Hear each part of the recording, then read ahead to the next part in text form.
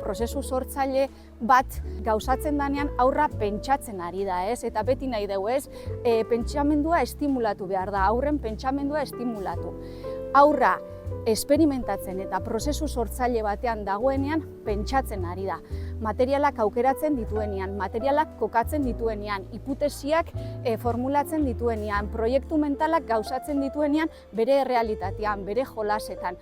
Azken finean, arte hezkuntzak eta esperimentazioak izugarrizko ekarpena egiten dio aurraren garapen prozesuari, eta nik usten dut arte hezkuntzak eta esperimentazioak toki bat izan behar dula hezkuntzan. Ez dago ezer ondo eta ez dago ezer gaizki. Garrantzitsuena da aurrak bere barrutikan, bere bapatekotasun horretan, bere sentimenduetatikan, bere bizipenetatikan sortzen duela zerbait.